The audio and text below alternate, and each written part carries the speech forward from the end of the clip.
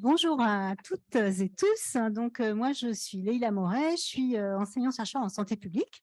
Alors, je travaille au CHU de Nantes et à l'université. Et je travaille aussi dans l'unité INSERM qui s'appelle Sphère 1246, c'est son numéro.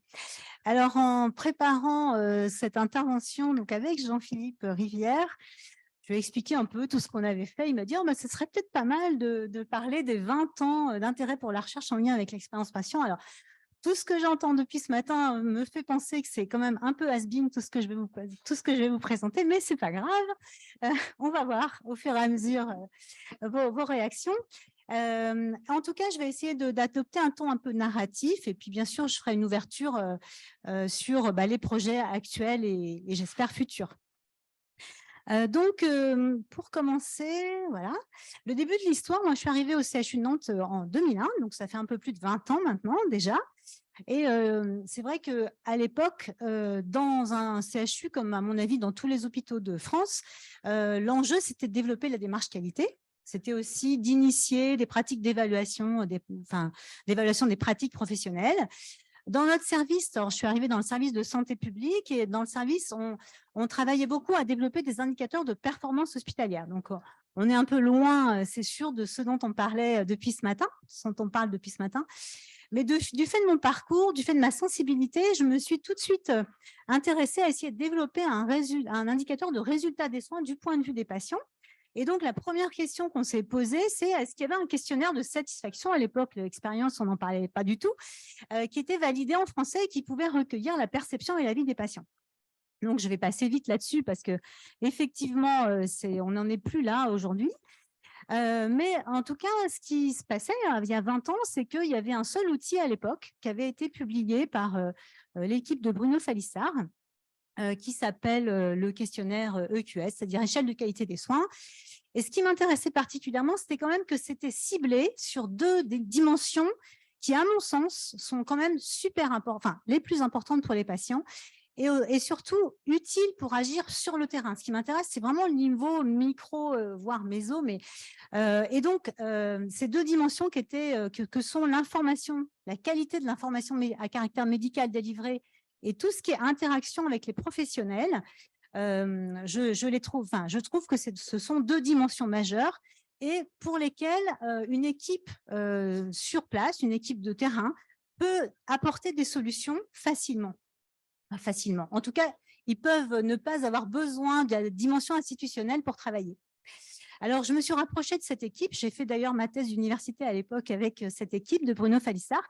Et en utilisant cet outil, on s'est rendu compte que il n'était pas parfait, qu'il y avait pas mal de données manquantes, qu'il y avait un effet plafond. Et donc là, je ne vais pas m'attarder, mais voilà, les premières années ont été consacrées, on va dire, à améliorer ces propriétés métrologiques de cet outil, de cette échelle qui s'appelle EQS pour H pour hôpital. Donc, ça a duré, on a fait plusieurs études et on a obtenu un questionnaire qui est un questionnaire qui est assez robuste, qui explore vraiment deux dimensions que sont l'information et la relation avec l'équipe et l'ambiance dans le service. Donc, voilà, c'était les premiers travaux qui sont des travaux quantitatifs à l'hôpital à l'époque. Il n'y avait pas beaucoup encore de quali qui étaient rentrés ou alors vraiment par la toute petite porte.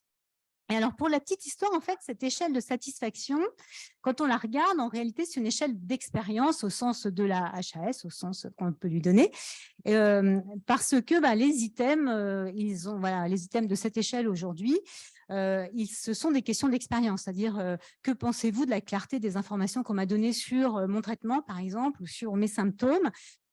Ou qu'est-ce que vous pensez de la disponibilité des infirmières?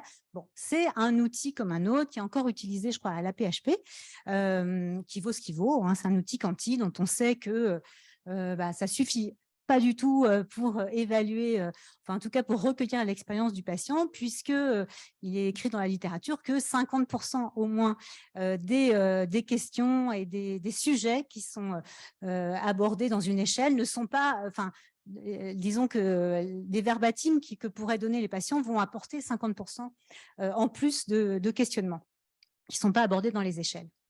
Donc ça, c'était vraiment la première question. Et à la suite de ça, on a confirmé un peu ce qu'on trouvait dans la littérature, c'était que finalement les patients qui répondaient à ces questionnaires, ils n'étaient pas très satisfaits. En tout cas, ils trouvaient leur expérience vis-à-vis des informations qui étaient délivrées n'était pas très favorable. Et donc, la question qu'on s'est posée après, on s'éloigne un petit peu des sujets de ce matin, mais c'était voilà, les interactions avec les professionnels, on s'est écrit un peu partout, c'est vraiment le premier levier de l'amélioration de l'expérience patient. On sait aussi que la qualité de l'interaction entre le soignant et le patient, et notamment médecin-patient, ça conditionne la qualité du transfert de l'information. Et puis, certains aussi ont montré que c'était déterminant pour le succès de la prise en charge. Donc, quelques années après, on s'est posé la question de mais pourquoi l'information, la qualité de l'information délivrée, enfin, c'est un élément récurrent d'insatisfaction ou surtout ici d'expérience négative pour les patients. Donc, pour ce faire, alors c'était aussi une époque où on commençait à développer les démarches qualité, on développait l'évaluation des pratiques. Donc, avec un groupe de travail qui était extrêmement dynamique, je vais vous en reparler un tout petit peu après, on a commencé par étudier les rôles qui étaient perçus par les médecins et les infirmiers sur justement les missions de délivrance d'informations. Donc, on a créé un questionnaire en s'appuyant sur la littérature. Ce questionnaire a été renseigné par plein de gens, comme vous voyez. Et puis, on s'est rendu compte qu'il y avait vraiment des différences majeures de perception des rôles entre médecins et infirmiers. Les médecins estimant avoir un rôle prépondérant dans le processus d'information du patient, ils concevaient que les infirmiers puissent être impliqués, mais pour eux, ils n'avaient pas de rôle spécifique, sauf peut-être pour expliquer notamment, alors peut-être un peu le diagnostic, mais surtout comment allaient se dérouler les examens complémentaires. Alors que les infirmiers, eux, ils estimaient que l'information du patient, ça faisait partie de leur mission à toutes les étapes de la prise en charge, sans doute, sauf pour annoncer le diagnostic du patient. Et quand on demandait spécifiquement aux infirmiers, à votre avis, c'est quoi les difficultés dans l'information du patient, le problème, c'était qu'ils ne savaient pas ce que les médecins avaient dit aux patients. Et donc, comme les infirmiers, voire les aides-soignants, passent plus de temps au lit du patient que les médecins, évidemment, c'est un problème parce que les patients en profitent pour poser des questions, la proximité est plus facile également. Et donc, ils étaient en difficulté, ils avaient peur d'être incohérents dans l'information qu'ils pouvaient, ils ne savaient pas quelle information ils pouvaient délivrer ou pas. Et puis, on s'est rendu compte aussi que le processus d'information médicale, à caractère médical à l'hôpital, il était quand même super complexe. Du fait de la multiplicité des intervenants. C'est-à-dire que, évidemment, dans un service lambda, il y a à la fois pas mal de médecins, il y a les externes, les internes, les seniors, plusieurs seniors, il y a les infirmières, les aides-soignantes, mais il y a aussi les kinés, les psychologues, les diététiciennes, les avis d'experts de cardio, de psychiatres, etc. Et j'en passe, c'est des meilleurs. Et du coup, pour arriver à délivrer une information super cohérente, c'était quand même pas évident. Donc, une question qu'on s'est posée après, à la suite de ça, au regard… Ah oui, avant je voulais vous parler de ça parce que en préparant ce topo, parce qu'il a fallu aller chercher un peu loin quand même, je me suis rendu compte que cette période de 2002 à 2008, c'était vraiment une période qui était une période très riche de créativité et d'innovation à l'hôpital. On avait donc, pour faire tout ce travail, créé un groupe de travail pluriprofessionnel. On avait intégré nos 2 représentants d'usagers de l'époque, donc c'était assez innovant finalement, c'était il y a longtemps. Et tout le monde était hyper partant. On avait toujours 25-30 personnes dans le groupe, tout le monde était partant pour faire des choses. On avait l'impression d'une liberté d'action des professionnels. Et on a beaucoup travaillé sur justement l'amélioration de la qualité de l'information médicale délivrée dans la perspective d'améliorer l'expérience patient sur ce sujet. Alors, vous voyez, j'ai listé des choses, on a fait un guide de bonnes pratiques, mais vraiment, on a co-construit un guide de bonnes pratiques, même avec nos représentants des usagers de l'époque. On a recensé tous les documents d'information qui sont destinés aux patients et avec une grille d'évaluation qu'on a adaptée du Picker Institute, je crois. On a évalué tous nos documents, on a retravaillé, et c'est les RU, en fait, les représentants des usagers qui avaient fait ça. On a même créé un atelier d'écriture qui a duré 2 ans, 2 ou 3 ans, avec l'association des usagers. Enfin bref, on a fait des formations. C'était une vraie belle période de créativité et d'innovation. Et en fait, je me rends compte que 2008, c'est le moment où le CHU, on a su qu'il était dans un déficit un peu abyssal. Tout s'est un peu arrêté ensuite. On a eu succession de directeur général, on a eu des réductions de personnel. Je pense que tout le monde a été un peu sidéré. Et ça a, je pense, mis un peu un coup d'arrêt à toute cette période un peu faste voilà, innovante. Je voulais quand même le souligner parce que ça m'a un peu sauté aux yeux en repassant ces années. Donc, on a quand même continué un peu à travailler parce que justement, en voyant ces difficultés entre de partage d'informations entre médecins et infirmiers, on s'est dit, ben voilà, quand on regarde la littérature, on voit que la qualité des relations entre les professionnels, ça influence la qualité des soins. C'était un peu clairement explicité comme ça. Et puis, on peut aussi trouver, enfin, on trouvait pas mal d'articles, de publications qui disaient qu'il y avait des obstacles à la collaboration entre médecins et infirmiers. Notamment, il y avait une publication de Puntillo, je crois que ça date de 2008, quelque chose comme ça, qui disait que les médecins venaient de Mars et les infirmières de Vénus et que, comme ils n'avaient pas la même éducation, qui sortaient de formations très différentes, finalement, ils ne pouvaient pas vraiment se comprendre. Et puis, dans les rares travaux quali, en fait, qui existaient, notamment Sylvie Finzan en France, qui a pas mal travaillé sur le sujet, les patients eux-mêmes soulignaient qu'il y avait un manque de cohérence, il y avait des informations contradictoires, une absence de coordination entre médecins et infirmiers, et que c'était quand même pas très rassurant. Et donc, on s'est demandé, est-ce que la qualité du partage de l'information entre les professionnels, ça peut influencer l'expérience vécue par le patient? Alors, on a refait une enquête par questionnaire, parce qu'on savait faire un peu que ça à l'époque. Et donc, on a étudié l'influence de la qualité de l'information, du partage de l'information dans l'équipe sur l'expérience du patient. Là aussi, on a eu un groupe projet, mais c'était plus tout à fait pareil quand même qu'avant. Pas mal de médecins, des cadres, un questionnaire qu'on a co-créé, et puis une enquête d'expérience avec l'outil dont je vous ai parlé. Et on s'est rendu compte que du côté des professionnels, il y avait quand même un partage de l'information qui était très peu fait. Pas de discussion, très peu de collaboration interprofessionnelle. On voit là, enfin, je n'ai peut-être pas le temps de tout détailler. Je n'ai pas mis, bien sûr, tous les résultats non plus. Et puis, quand on essayait de regarder s'il y avait un lien entre finalement l'expérience vécue et l'expérience vécue vis-à-vis des informations délivrées par les patients et puis le partage d'informations médicales par les soignants, on se rendait compte que l'expérience patient, elle était vraiment meilleure avec les équipes qui partageaient les informations. Donc, dans ce questionnaire, il y avait aussi tout un travail sur les outils. Qu'est-ce qu'ils pensaient les professionnels de qu'est-ce qu'on pourrait faire pour améliorer la situation. Donc, il y a eu pas mal de travaux qui ont été faits, mais sans doute voilà, avec une dynamique un petit peu plus faible que dans la première période.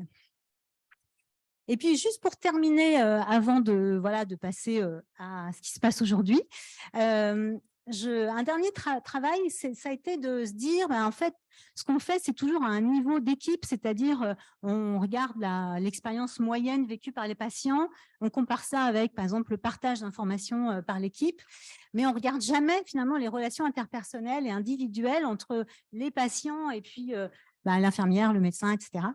Donc, on a eu envie d'étudier les relations individuelles, la dyade, voire la triade soignant-patient, médecin, infirmier, patient. Notamment, à l'époque, il y avait l'équipe de Thierry Lang à Toulouse qui avait un projet qui, justement, un peu sur ce sujet et qui avait montré que le médecin ou le professionnel d'ailleurs, fondait son appréciation sur l'impression que le patient donne en termes d'appartenance sociale et que cette distance sociale, finalement, le professionnel était beaucoup plus à l'aise avec les personnes qui lui ressemblaient pour informer. Enfin, il y a pas mal de travaux qui montrent aussi qu'on informe moins, par exemple, on propose moins la reconstruction mammaire à des personnes précaires qu'à des personnes qui nous ressemblent. Donc, c'est un vrai souci. Et donc, on s'est demandé, au cours de cette relation singulière soignant-patient, est-ce qu'il y avait une différenciation sociale d'accès à l'information qui pouvait influencer l'expérience? Et donc, là, c'est un peu chargé, évidemment, mais on a fait cette fois-ci une étude mixte, on progresse, en recueillant des données appariées, donc en face à face, un questionnaire plus un entretien auprès du médecin référent du patient et de une infirmière qui avait assuré le suivi, qui assure le suivi, un questionnaire plus un entretien avec les patients sur sa compréhension, etc. Et puis, il y avait à l'époque 4 services qui avaient été volontaires, 2 en chirurgie, 2 en médecine. Donc, ça faisait un peu plus de 250 DIAD, triades. Et les patients, on les avait catégorisés, entre guillemets, grâce à un score qui s'appelle le score EPIS, où on avait pu montrer qu'il y avait à peu près un tiers d'entre eux qui étaient catégorisés par ce score comme précaires. Et quand on comparait finalement l'expérience vécue en termes d'informations délivrées, de compréhension, de qualité des échanges entre les précaires et les non précaires, il y avait vraiment une différence extrêmement importante qu'on peut voir sur ce tableau, sur tous les paramètres. Donc, c'était assez impressionnant en fait à ce point-là. Et donc, marche plus. Dommage. Ah, si, c'est bon. Et donc, voilà. Donc, vraiment, ce qu'on a pu montrer… Ah oui, non, c'est ça. Il me semblait bien qu'il y avait encore une diapo. Et en fait, les explications autour de ça, c'était aussi qu'il y avait une distorsion de la perception des professionnels de santé. On est sur la distance sociale, évidemment. En termes de… les médecins, les infirmières, c'était les mêmes résultats, surestimaient le niveau de vie de leurs patients et sous-estimaient leurs difficultés de compréhension, même s'il y avait à peu près 40% des médecins qui disaient adapter leur discours et pas mal d'infirmières qui disaient qu'ils reformulaient le discours des médecins. Je vais peut-être passer sur les verbatims, mais en tout cas, on avait montré qu'il y avait des difficultés spécifiques, notamment des populations vulnérables dans les interactions avec les professionnels de santé. Et donc, on arrive il y a à peu près 4, 5, 6 ans. Il y a eu, voilà. Et c'est vrai que si on reprend cette définition de l'IFEP, du Beryl Institute, qui dit que c'est l'expérience du patient, c'est vraiment les interactions de l'organisation avec un patient et ses proches qui peuvent influencer la perception tout au long du parcours de santé. En tout cas, cette dernière étude le montre très clairement. Donc, où est-ce qu'on en est aujourd'hui au CHU de Nantes ? Alors, c'est ma vision, c'est une vision du service de santé publique, donc un peu complètement tronquée. Est-ce qu'on est encore, est-ce qu'on continue à améliorer la qualité grâce à l'expérience, grâce aux compétences des patients? Est-ce qu'on est prêt pour le partenariat? Allons-y. Alors, à mon sens, il y a vraiment un double mouvement. Il y a un mouvement qui est très structurant, on est d'accord, qui vient du haut, la stratégie nationale, la stratégie de la HAS, avec plein de choses qui se sont faites ces dernières années. Le dispositif ISATIS depuis 2016, les nouvelles méthodes intégrant l'expérience du patient de façon qualitative, comme les patients traceurs, par exemple, le référentiel de certification qui donne une large place aux patients. L'année dernière, on a eu un guide sur la promotion des PREMS, donc pour l'expérience, et des PROMS pour les résultats autour de la qualité de vie, par exemple, en pratique clinique. Et donc, forcément, au niveau… ça ne marche plus.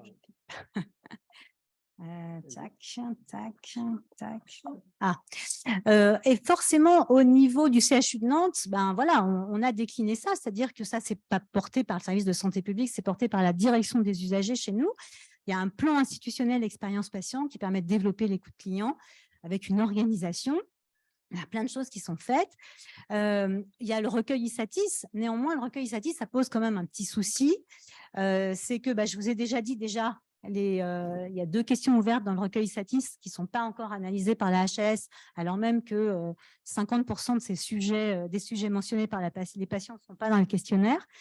Et puis, le problème aussi, c'est que pour l'instant, on est en capacité, alors peut-être parce qu'on a un gros établissement, mais on a des résultats par pôle, c'est-à-dire qu'il n'y a pas d'actions qui sont réalisées sur le terrain par les équipes, parce que ça ne redescend pas jusqu'aux équipes. C'est une critique qui a été formulée il n'y a pas très longtemps par France Asso Santé également. Alors, nous, on a décidé d'analyser, alors c'est la contribution en rouge du service de santé publique. On fait une analyse annuelle des verbatims sur un thème donné. Donc, il y a 3 ans, on a analysé, je crois, les repas. Il y a 2 ans, la sortie. L'année dernière, la dignité, l'intimité. Bon, je n'ai pas le temps de vous présenter tout ça, ce n'est pas de la recherche, mais ça permet vraiment de donner un éclairage. Mais c'est pareil, ça reste quand même à un niveau un peu macro, institutionnel, même si ça donne des informations pas inintéressantes. Et puis, on contribue aussi beaucoup à développer en routine les patients traceurs. On a mis en routine aussi, avec la direction des usagers, le shadowing. Je ne sais pas si tout le monde sait ce que c'est, mais on a recruté un pool de shadowers. On fait des shadowing. Là, on est déjà plus sur l'expérience patient au plus près du terrain, donc c'est bien intéressant. Et on a mis en place aussi là c'est plus de la recherche, donc avec un collègue qui s'appelle Jean-Benoît Ardouin qui travaille dans l'équipe Sphère, des travaux de mise à disposition des prompts, c'est-à-dire notamment un questionnaire de qualité de vie spécifique pour le recueil au plus près du terrain pour les cliniciens. Alors, je ne vais peut-être pas montrer ces résultats parce que je ne sais pas trop combien de temps il me reste, mais je vais passer là-dessus. Je vais peut-être juste vous montrer, vous ne voyez pas grand-chose, mais en tout cas, on a travaillé sur un questionnaire de qualité de vie qui serait utile pour la pratique clinique parce que nos premiers travaux de focus group avec les médecins ont montré qu'en fait, ils n'utilisaient pas les outils parce que pour eux, c'était plus des outils de recherche clinique et c'était un peu compliqué. Donc voilà, avec un groupe de patients partenaires et un groupe pluridisciplinaire, on est en train de valider ce questionnaire tout simple qui peut permettre d'être un outil pour l'échange avec les cliniciens.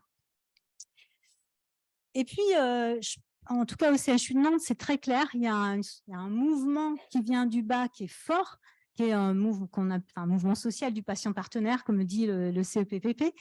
Je pense que sous l'impulsion de tout ce qui se dit, de tout ce qui s'écrit, des acteurs du modèle de Montréal et d'autres maintenant, sous l'impulsion aussi de tout ce qui s'est mis en place au CHU de Nantes sur l'éducation thérapeutique, parce qu'il y a énormément de programmes, au CHU de Nantes, il y a plein d'équipes qui travaillent avec des patients partenaires. L'année dernière, le docteur Lucie Malogy était venue présenter ici un premier essai parce qu'en discutant avec les collègues, on se rend compte que, tiens, j'ai fait intervenir tel patient en formation, tiens, j'ai fait un programme avec tel patient.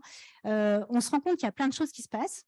Donc, on a fait une sorte de recensement qui n'est sûrement pas exhaustif, mais qui nous a montré que oui, il y avait une émulation, qu'il y avait plein de choses. Et donc, il y a aussi plein d'initiatives innovantes. Alors, notamment dans le service, j'ai une collègue qui s'appelle le docteur Anne Lerin qui est à fond sur ce sujet et qui a créé un groupe de patients ressources qui permet de capitaliser les expériences, vraiment de travailler sur ce sujet. Ça lui a permis d'initier un annuaire des patients ressources, mais vous voyez, on est encore à un niveau de service de santé publique. On anime, alors elle a animé au début ou co-animé, et maintenant ce sont des patients partenaires, des patients ressources qui animent des rencontres empathiques. Comme vous le voyez, en fait, la question qui se pose, c'est que c'est encore très souvent de façon officieuse et ce n'est pas vraiment structuré au niveau institutionnel.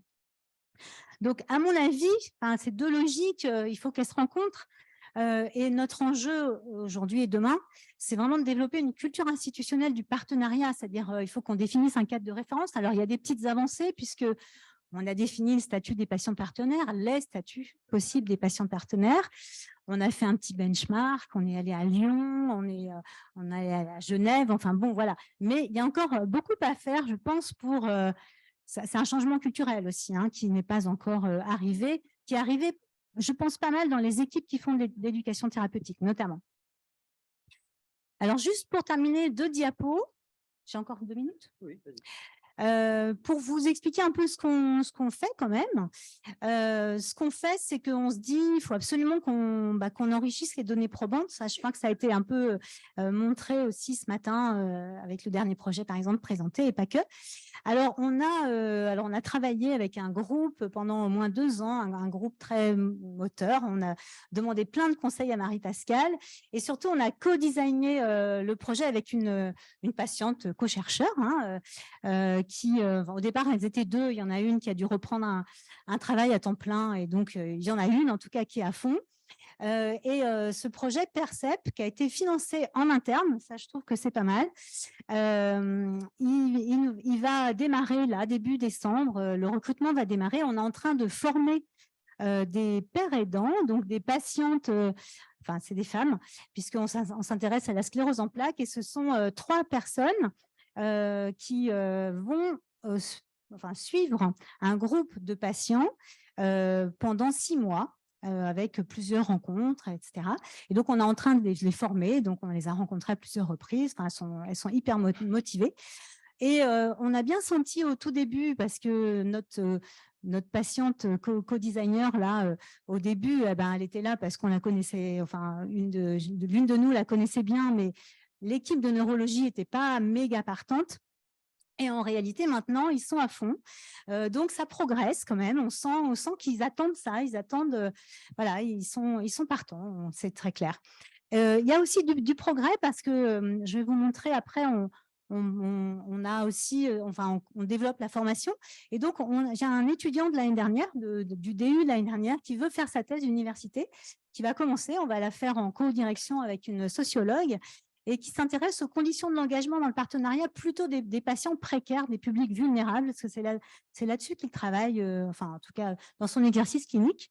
Et puis, il y a aussi une médecin du CHU, donc voilà, ça commence aussi à progresser, qui s'appelle Isabelle Lyon, qui est dentiste, qui n'opère que des patients polyhandicapés, qui en général n'ont pas vraiment beaucoup n'ont pas vraiment beaucoup la parole, ça passe toujours par la famille.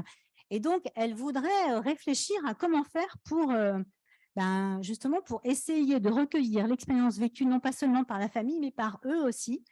Donc, sans doute avec des outils frustres qui permettraient de repérer les mimiques, d'avoir un oui, un non. Voilà. Donc, on commence à travailler dessus. J'en ai discuté tout à l'heure. Sûrement que ça peut être intéressant au niveau innovation technologique. Et puis, pour terminer, effectivement, on pense aussi qu'il faut qu'on sensibilise, qu'on forme les acteurs. Une chose importante quand même, c'est que toutes nos formations à l'éducation thérapeutique, depuis des années, elles sont co-animées toujours en binôme avec un patient ressource. Donc ça, c'est déjà bien. Et puis l'année dernière, on a ouvert un diplôme d'université qui s'appelle Partenariat patient professionnel en santé. Donc on a eu une première promotion, ça a été vraiment une très belle année, c'était très riche en émotions. On a eu 16 patients, 16 étudiants, dont 12 patients.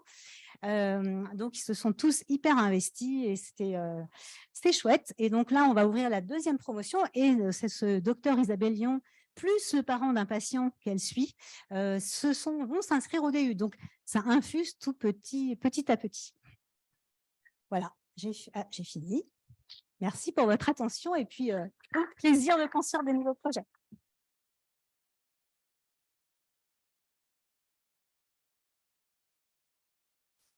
Est-ce qu'il y a des questions dans la salle? Oui, Simon, tu peux te représenter peut-être?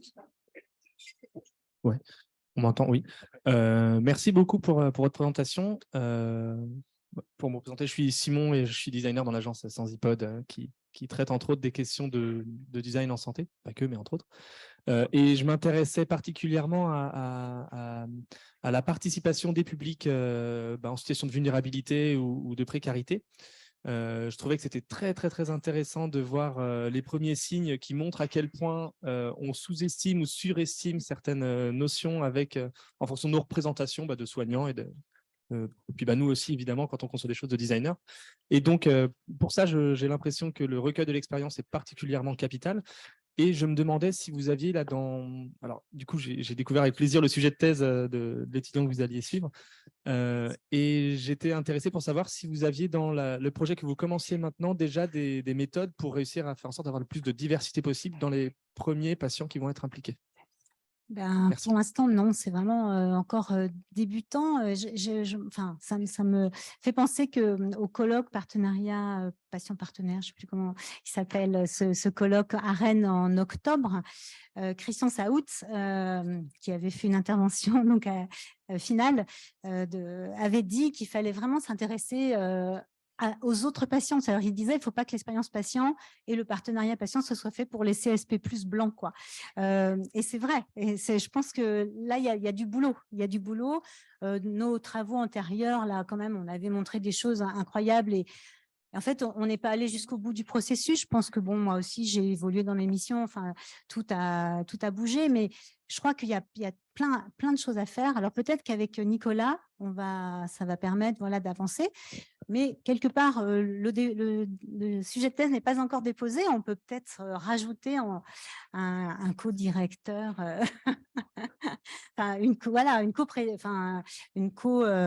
direction en design, hein, pourquoi pas, hein, faut réfléchir. Non, mais ou en tout cas dans un comité de thèse, pourquoi pas. Enfin, je veux dire, ça serait super intéressant de partager. Enfin, là, je vois que ça ouvre des horizons et ça permet aussi d'avoir d'autres idées, ouais. Mais non, pour l'instant, j'ai pas grand-chose à dire parce qu'en fait, quand on avait travaillé sur ces patients précaires, le problème, c'est que ça avait été un peu récupéré à l'époque. Il y avait, vous savez, le PMSI aussi, et donc c'était aussi une façon de coder, de récupérer de l'argent. Donc, finalement, notre groupe de travail sur la précarité s'est un peu transformé à comment les identifier pour mieux les coder, ce qui n'était pas exactement notre désir initial. Merci beaucoup. Sur les maîtres de conférences en sociologie et en design qui travaillent sur les questions de santé, on a quelques références à te passer. Super. Titulaire. Merci. Marie-Pascale a une question. Ah, ok. Merci vraiment beaucoup. Je suis contente d'entendre toute l'histoire parce que j'avais que des bribes. Donc là, c'était vraiment chouette d'avoir tout le fil conducteur qui nous amène aujourd'hui là. Et puis, ce DU là, que je trouve vraiment super intéressant, comment tu penses pouvoir mobiliser le DU pour l'ensemble finalement du CHU de Nantes et puis peut-être plus largement sur le territoire de l'Ouest pour encore mieux structurer au sein des établissements la participation des patients dans différents projets et comment aussi amener les professionnels finalement à s'y inscrire Je crois que c'est une question méga pertinente, évidemment. On se la pose depuis le début, et au début, finalement, il y a eu la première version du DU, c'est l'an dernier. Il y avait pas mal de patients qu'on connaît, qui sont des patients atteints de maladies chroniques, qui interviennent au CHU déjà. Et donc, c'était quelque part, c'est assez positif parce qu'il y en a plusieurs qui ont trouvé des lieux, soit pour construire un programme d'éducation thérapeutique, soit pour construire des outils. Enfin, voilà, ça a progressé. Là, je vois bien que les patients, les personnes, elles viennent de partout. C'est donc plus compliqué et on ne sent pas au CHU de Nantes. C'est-à-dire qu'il y a un petit vernis de façade qui dit c'est génial, mais au-delà de ça, ça ne va pas très loin. Alors, je suis très contente que Isabelle Lyon ait un parent de patient qui m'a appelé, intègre le DU parce que je pense que ça pourra diffuser par cette petite fenêtre. Mais non, il y a beaucoup de travail encore à faire, je crois. S'il n'y a pas d'autres questions, aujourd'hui, il y a une question sur YouTube, une remarque, quelqu'un qui s'appelle Étienne Guillard, qui veut mentionner que concernant l'exploitation des commentaires des patients sur Isatis, la HAS vient de publier un nouveau document. Tu connais peut-être ? Alors, je ne connaissais pas encore la publication, mais je savais que la HAS travaillait sur ce document. L'analyse nationale des commentaires des patients. Ah oui, c'est gentil. Merci. Isatis. Est-ce qu'il y a d'autres interventions ? Est-ce que tu veux rajouter quelque chose ? Non, à disposition pour échanger sur plein de sujets. Merci. Merci infiniment, Leïla.